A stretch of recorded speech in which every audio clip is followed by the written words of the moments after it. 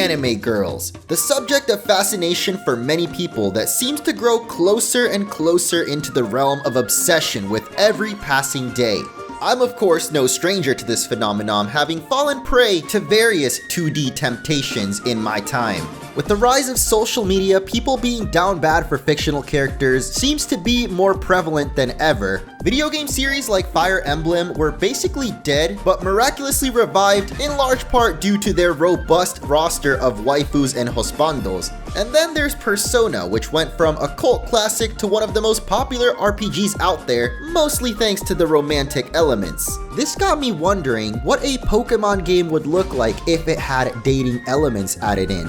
Knowing Pokemon fans, I guess I shouldn't have been surprised to find a game like this already exists, so allow me to introduce Pokemon Academy Life. Now hold on there, Munch. Haven't you played this before? Why yes, I did in fact play through an old version of this game, but it's been through a lot since then, at one point even getting cancelled entirely, but has recently rose from the ashes with a huge update that overhauls a lot of the graphics and adds a ton of new features. But rather than my usual Let's Play format, I wanted to try something different with this video. I guess you could call this a review or retelling of over 6 hours of gameplay, so if you're excited, don't forget to hit that like button, and I hope you enjoy this new style. Our story begins much like any other Pokemon game really, with Professor Oak introducing us to the world of Pokemon. But you probably noticed old Sammy here is looking a little extra beefy.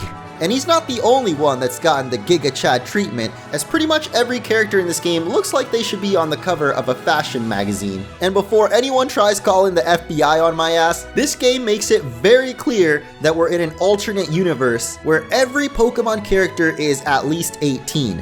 In this reality, rather than sending 10-year-olds to brave the harsh realities of the world on their own, it seems trainers have an upbringing closer to that of the real world, and at 18 is when you can finally start taking Pokemon training a bit more seriously, at least in the professional sense, like becoming a gym leader, competing in tournaments, or even attending Pokemon University, which is exactly what our main character Red is thinking about at the start of this story.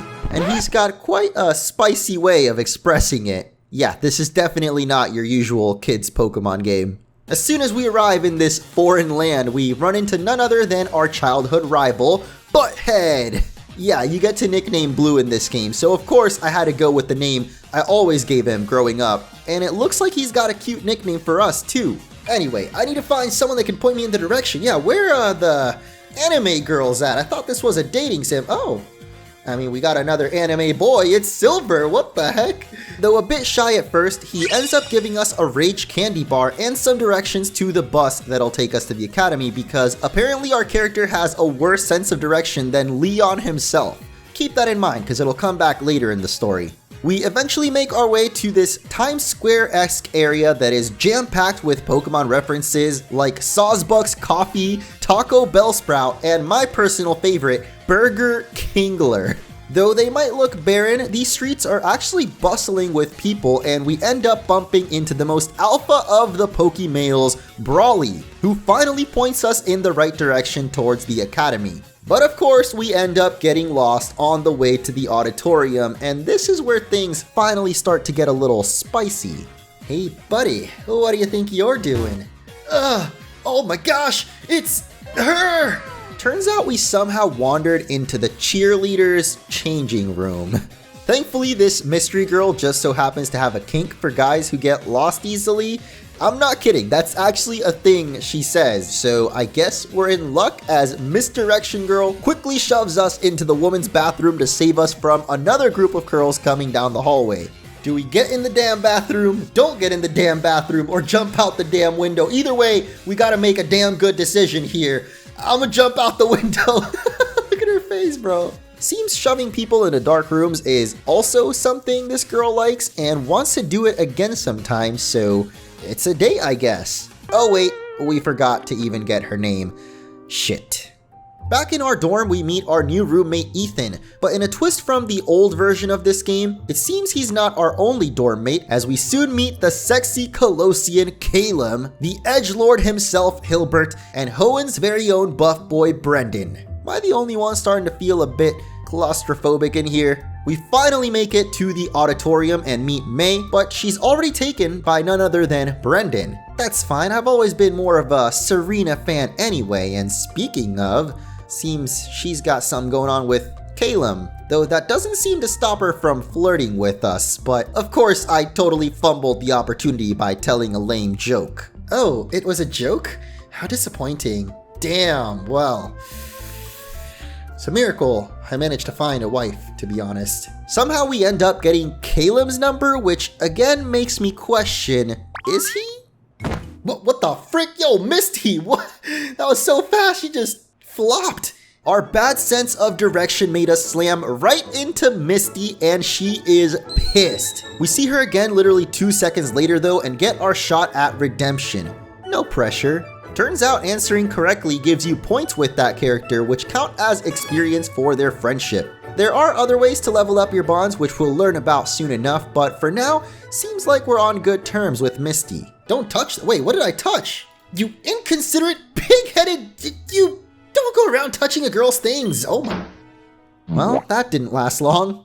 Heading back to our dorm, we realize our backpack is missing, and as much as I'd like to think Butthead stole it, there's something much weirder going on. Our backpack seems to have a mind of its own, and we can choose to let security handle it, but I decided to take care of this myself. What's inside the backpack though is quite shocking. Guess I forgot to mention, but back at the start of the game, we not only got to name our character, but also this little Pikachu that's been with us since childhood, and I went with the most creative name only my genius mind could come up with.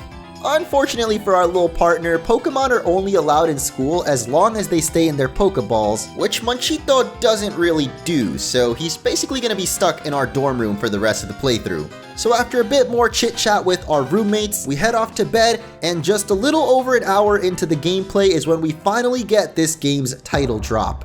This is gonna be a long journey. The average day at Kobukan Academy is fairly straightforward, starting off with Homeroom, where you might get into some shenanigans with certain characters. After that, you get to choose which elective you want to go to from the 18 Pokemon types. Each class has different characters that show up as silhouettes until you've met them, but it's pretty easy to tell who most of them are if you've played Pokemon. What is quite a surprise though are the professors all being gym leaders and Elite Four from various generations. While the game recommends focusing on just 2 to 3 typings, it's completely up to you what class you actually go to, so whether you're only looking to level up certain friendships or want to become a social butterfly is totally up to you. For my playthrough, I wanted to show off as many different character interactions as I could, but first we gotta get through Homeroom. And who might our teacher be, you might be wondering? Why, it's none other than Old Man Oak, who seems to have been the one that pulled some strings so we could attend this very expensive academy.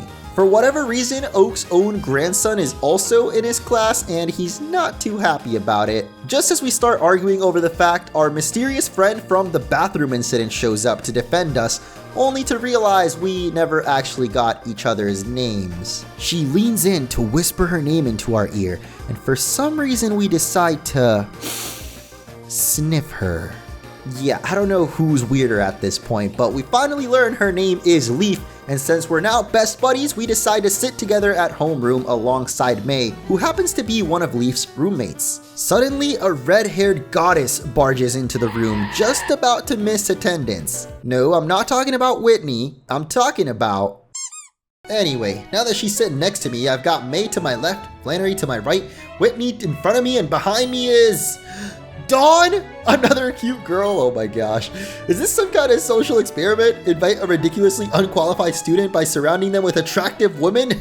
Well, it's a good thing whoever was setting this up didn't know I find guys hot too. Wait, you can be gay in this game, what? Unfortunately, I think I ruined my chances with Caleb earlier, but once again we get a shot at redemption, this time with Flannery. Better not mess this up. You got a problem, pal? What? What the hell are you staring at me for? Oh, her eyes, dude. Nothing in particular, just wondering how you got your hair like that. Like what? You know, like you're making fun of my hair? I'll mess you up. Chill out, Flan. I'm sure he didn't mean anything by it. Yes, thank you. It's the first day. You should keep it a little on the DL, girl. She is livid. and I love it. With it ends our first homeroom period, which means it's time to pick our first elective. Normally I would go with one of my favorite types like fire or dragon, but there was a particular silhouette that I simply could not resist. Look, I'm gonna be really busy this year, so I don't have time for anything serious, but if you ask me on a date, I'll say yes. What, already, bro? We're in with Nessa? Hello? Thank God. Do not want to associate this place with dates. Well, I'll call you later. This is a Pokemon dating simulator, so I don't know why I expected Wallace to actually teach something, but after our first elective, we have gym class, which just like homeroom, we take every single day. This is where we finally get some traditional Pokemon elements added into the mix. But it is still just the first day, so we don't get to throw hands just yet. Before wrapping up, Butthead talks about something called the Battle Team, and suddenly, as if summoned, the Battle Team's manager, Lance, shows up. And this is when I finally realized the concept of this game is basically like the anime My Hero, but with Pokemon characters, obviously. Next comes lunch, where we somehow get roped into a meeting with a few characters thinking about running for the student council. I figured things like the council and battle team might be optional side activities, but they seem to be mandatory, at least in these early parts of the story, so we're forced to sit and listen to this bunch of nerds talk about politics, like how Serena wants there to be co-ed dorms? You know, like girls and boys sleeping together? Yeah, I'm sure that wouldn't cause any problems whatsoever. Eventually they ask us what kind of club we'd like to join, which sort of confuses me because the battle team is one of the options, and I figure most people playing a Pokemon game would want to pick that over something like gardening. So out of curiosity, I went with theater, which did end up giving us some points with Serena. Lunch ends and we get to pick our second elective, and you've probably noticed the water class is now missing. Don't worry, it'll be back tomorrow, but for now that means we gotta choose something else, and I decided to go with my gut once again and pick Ghost. Either that or Sabrina mind controlled me to pick it. Whoops, dropped my pencil.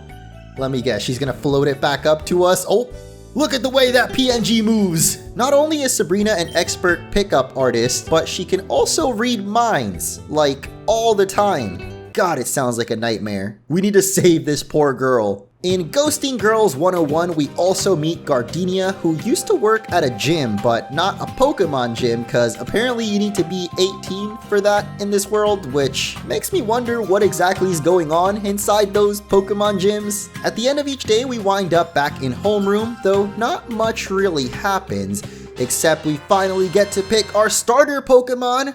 Yep, just 2 hours into the game, though to be fair, this is far from your usual Pokemon adventure, so I didn't really expect them to even give us a starter, and much less how many options we get to choose from. But none are as dear to my heart as Stunfisk.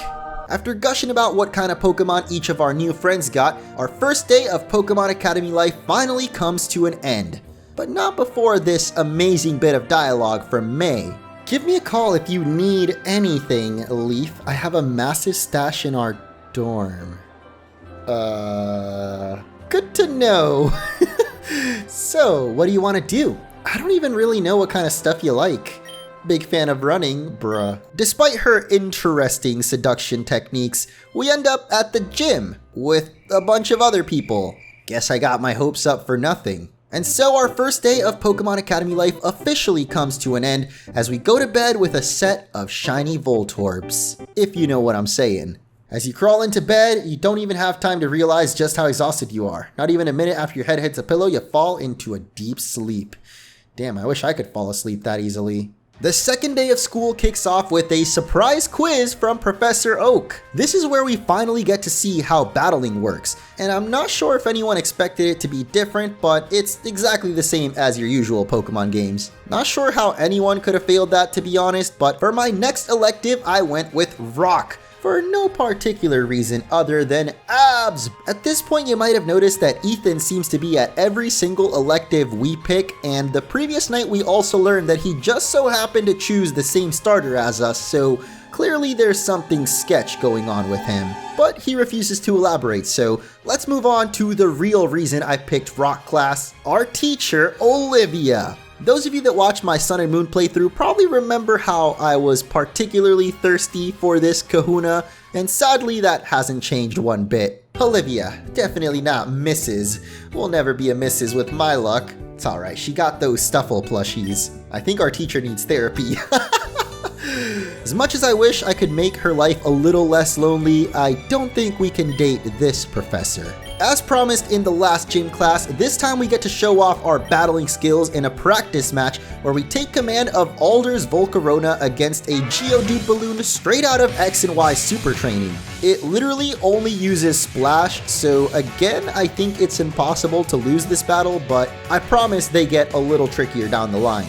Maybe even sooner than expected, because immediately after we get to spar against Butthead in our first real battle. Thanks to the power of friendship, we absolutely destroy our rival and his Eevee, though let's be honest, they never stood a chance against Stunfisk. During lunch, our friends seem to make a big deal about the fact that we're better at commanding Pokemon than most other people.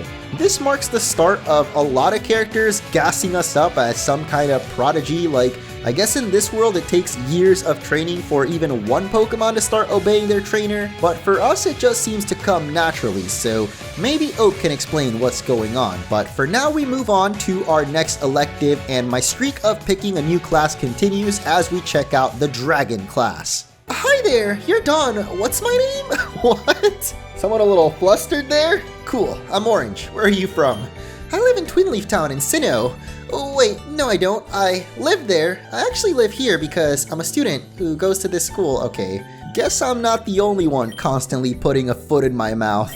Of course, Ethan is here again, and this time we actually question why it is that he keeps following us into all the same electives, but he just brushes it off as coincidence. Before ending off the day, we end up running into Hilda, who's looking for her Unnovan partner in crime, and this is where we strike our best pickup line yet. You're a good friend. No, but I am a good mother for whatever that's worth. Aw. You're a hot mom. Who says that? Oh hey, that actually worked. Damn Playboy, you say that to all the teenage single moms out there? Okay, that's a little weird. I felt so dirty after that one that I just had to go clean myself up at the pool, where we end up running into Misty. And is that Brock back there? Creepy as ever, I see. The following day, we end up oversleeping and miss homeroom entirely, which means we still don't get any answers from Professor Oak, but we do get to pick our next elective, and as usual, I went with another new type. I was hoping to get a little closer with Sabrina, but we don't really get to interact with her at all, as we promptly move on to gym class. Surely this time the battles will get tougher. Oh, never mind, it's Charon.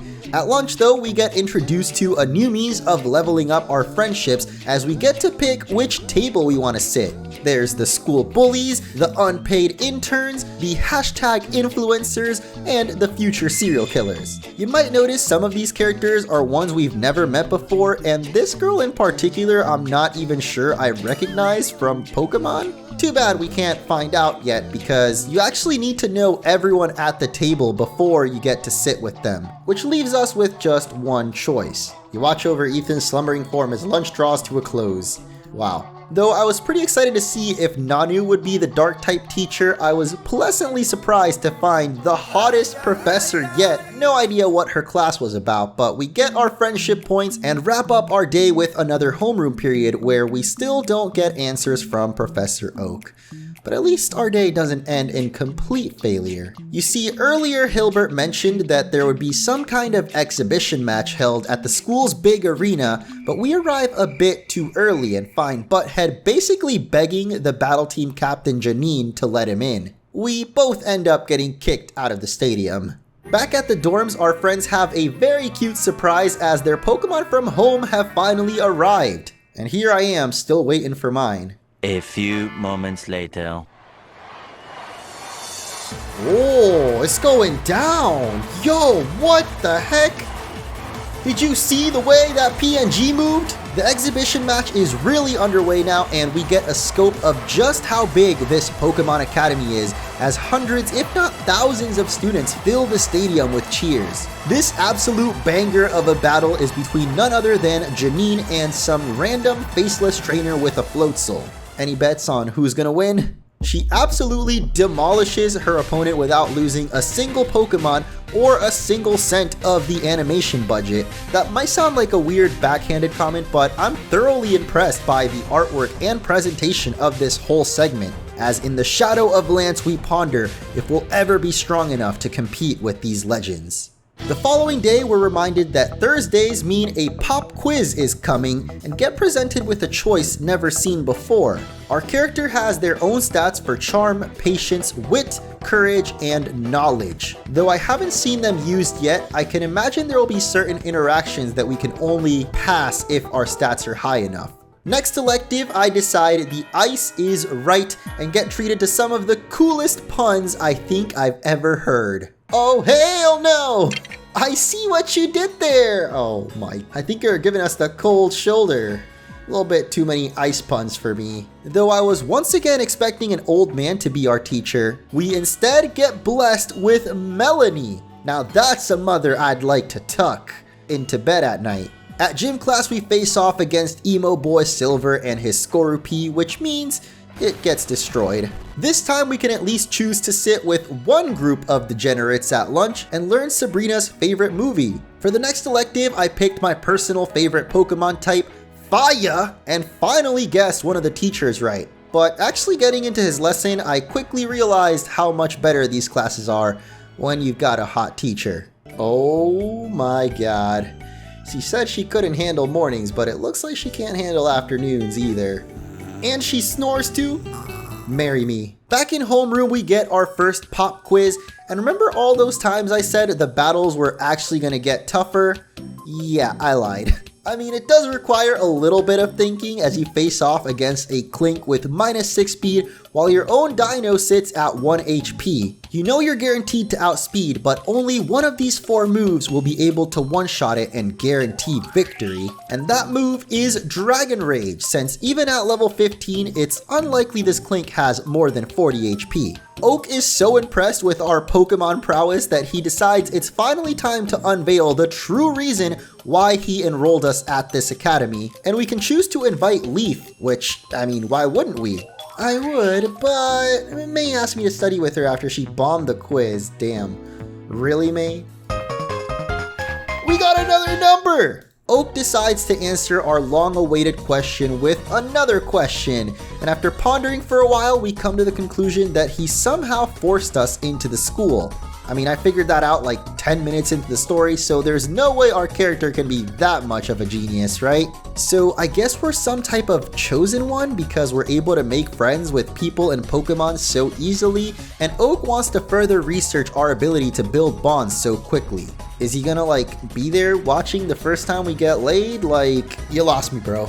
In the end, Oak tells us to just ignore all the crazy theories he just spouted, which is kinda hard to do when it seemed like such an important part of the story. To be honest, I feel like this whole plot point could have been left out, and I would have just enjoyed chatting with the other trainers without the weird ulterior motive, but maybe this whole convoluted incident will end up having a good payoff later in the story. Before leaving the lab, we have one final question for the old professor. How exactly are we gonna pay for our studies here at Kobukan? Well, shit. Back at our dorm room, Red is basically going through an existential crisis after the exposition dump Oak just dropped on us, and decides to talk it out with Monchito, who manages to make us feel just a little better. Thank God for emotional support animals. Friday, Friday, gotta get down on Friday. Choosing an elective is getting more difficult every time since there's fewer characters we haven't met, but I end up going with Electric since I remember hearing something about choosing the same types as your Pokemon back in gym class, and the teacher here ends up making this choice totally worth it. Attention! Oh my god. What are you maggots still sitting around for? You got Diglett shit stuck in your ears? That means get your ass out of your chair, now! Does he do this every day? Gym class serves up a battle versus Nate, who I don't think we'd actually met up to this point, but he's got a level 2 Clink for some reason and a second Pokemon that's literally trash. Perhaps we really are some kind of Pokemon prodigy, at least compared to all our classmates so far. We don't get to choose our lunch table this time around, but instead get some real tough questions from the peanut gallery over here. To commemorate our first full week of school almost being done, we all decide to have lunch outside. But when it comes to picking a spot, Leaf decides to put some money on the line, and as a broke-ass college student, we don't even think twice before darting off to find some empty space. Remember that whole thing about us having a bad sense of direction though? Yeah, who could have possibly imagined we'd end up lost? Or did we? Because we end up running into this lovely lady sleeping on a bench and get to choose how we approach the situation. What happens if we just leave her alone? Nah, dude, let's give her a little nudge. Hey, I think it's working. For sure, I thought she'd be angrier than that. Eek! Please stay away. I promise I have nothing worth stealing. Don't hurt me, it's too public here. What does she think we're doing? I guess my magical friendship powers failed because Erica is not happy. And neither is her friend? How can I? Chris is a professor? You might remember Chris, or Professor Cherry as she's referred to in this game, was one of the characters sitting at the lunch tables, which I'm pretty sure means we can date one of our teachers. And here I thought this game wouldn't stoop as low as Persona. In the end, Erica seems to forgive us for the rude introduction, and we get brownie points with both her and the professor, so hopefully next lunch we can sit down and get to know them better. We manage to round up our friends, have our lunch, and eventually end up with just me and Leaf yet again. Things get a little steamy in the garden with Leaf teasing some kind of advance of cash, that is. So we didn't quite get our first kiss, but we did end up making some cash and befriending a teacher, which I'm sure isn't gonna be problematic in the future.